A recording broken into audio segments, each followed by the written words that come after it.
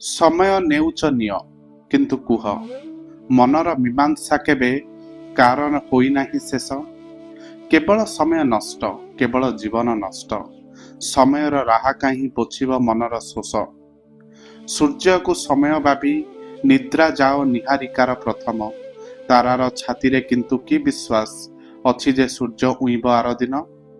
ମନ୍ଦାର ଫୁଲ ପରି ଏପରି କ'ଣ ନହେବ, କୁହୁଡ଼ିରେ ସେ ପଡ଼ିଛି ଏକ ବୁଢ଼ା ନାଲ ରୋହି ଭଳି, କିଛି ନହେଲେ ପରାଗରେ ମୁହଁ ତାର କଳା ପଡ଼ିଯିବ। ସେତେବେଳେ ତୁମ ସମୟର ସର୍ତ୍ତ ପାଲଟିବ ଗଳ୍ପ ଓ କବିତା କାହା ଡାଳିମ୍ବ ବନରେ। ଏ ଅଥର୍ବ ଜଳବାୟୁରେ ବିଚକ୍ଷଣ ଯୌବନ ଆଉ ରହେ କେତେ ରାତି, ତେଣୁ ତେଲ ଘଡ଼ିରେ ହାତ ତ ପୁଅ ମୁଣ୍ଡରେ ହାତ, ଦେଖୁ ଦେଖୁ ଘାସରୁ କାକର ଯାଏ ଶୁଖି। ଏପରି ଭାବିବାରେ ଆଉ ଯାହା ଥାଉ ପଛେ ଯୁକ୍ତି ନାହିଁ ତିଳାର୍ଦ୍ଧ ପ୍ରମାଣ ଯେ ତୁମ ଚାହାଣୀର ନିଆଁ ଜାଳିଦେବ ମୋ ସଂସାର। ଯତୁଗ୍ରହ ପରି ଓ ମୋର ପିଲାଛୁଆ ଭାସିଯିବେ ରାତାରାତି ଜୁଆର ମୁହଁରେ।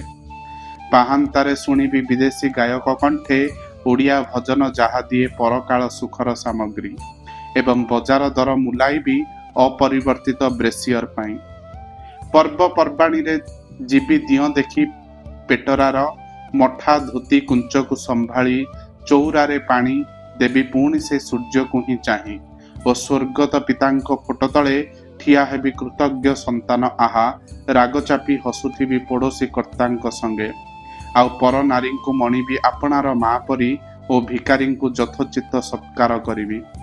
ଏତେ ଅଙ୍ଗୀକାର ପରେ ଯଦି ଭାବୁଥାଅ ତୁମ ଓଦା ବାଳର ଛାଇ ମୋ ଘରକୁ କରିବ ଶ୍ମଶାନ ଓ ଶସ୍ୟ କ୍ଷେତ୍ର ହେବ ପୋଡ଼ା ଭୂଇଁ, ତାହେଲେ ତମର ସ୍ୱରରେ ନାଇଁ ନାରୀର ନିଜସ୍ୱ ଭାଷା, ତାହେଲେ ତୁମର ଆଖିରେ ନାଇଁ ଚୁମ୍ବନର ଅନୁନୟ ଆଶା, ସେ ସ୍ତନରେ ନାହିଁ ମମତାର ସୁନା ଚମ୍ପା ମାଳ, ସେ ନାଭିରେ ନାହିଁ ମୃଗୟାର ସ୍ନିଗ୍ଧ ଶୀତକାଳ। ତାହେଲେ ନିଶବ୍ଦ ବିଦାୟ ବଡ଼ ଭଲ, କାରଣ ଭିକ ନ ହେବ ତ ନାହିଁ କାହିଁକି ବା ଭାଙ୍ଗିବ ଆଉ ଆଜନ୍ମ ଭିକାରୀର ଥାଳ।